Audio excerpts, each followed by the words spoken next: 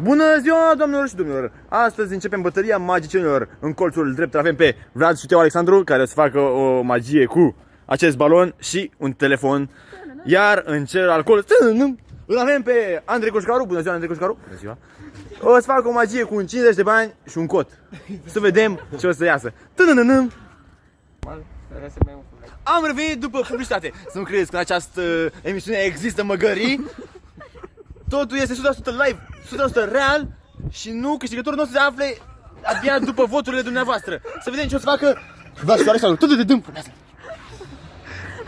Se ajută de acest balon și acest telefon. Oare o să poată?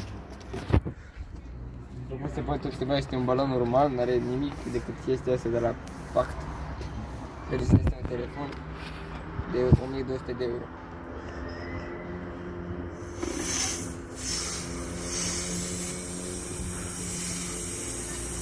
Știe ce face, știe ce face.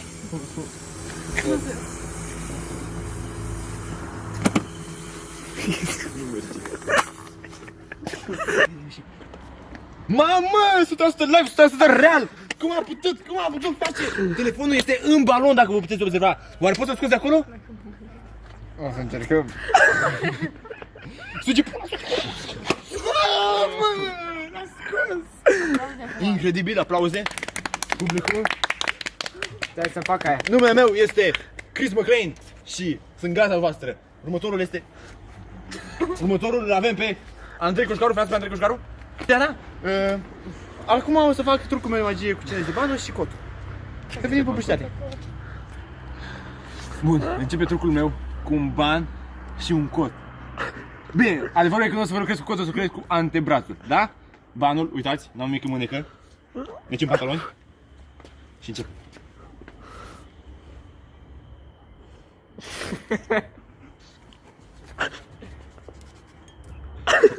Nu e nicio problemă. Rezolvăm. Banul, cotul.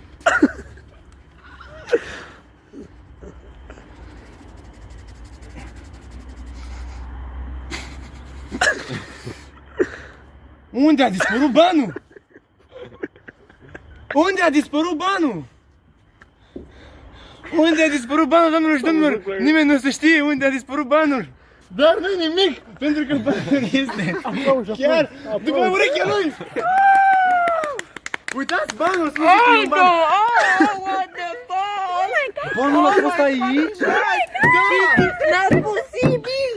It's not posibil! Reiau eu, Chris McLean, gata dumneavoastră, cu așa în pantaloni.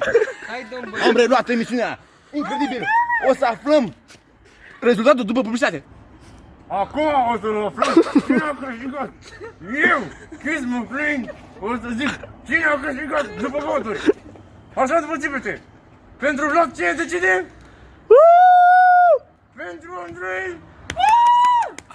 Pentru Vlad. Pentru Andrei. Este foarte mare egalitate, dar detașat totuși câștigul contează foarte mare. Andrei! Wow, de unde a putut să se întâmple ceva? Nu pot să crezi, stilul de Fanteo, nu pot să crezi, stilul de Fanteo, a fost tot real. Publicul a votat, am câștigat. Mulțumesc. Mulțumește-ne părinților! Următorul, cu banii, o să-l învăț pe acest băiat cum să dispară de fața pământului, fiind un magician. Un pahar. Reveni eu, Chris McLean. Chris McLean, am revenit. Andrei s-a dus să fugă după Vlad că a fugit cu trofeul. Nu-i nimic. O să vă așteptăm la următorul episod din Magicieni pentru o viață și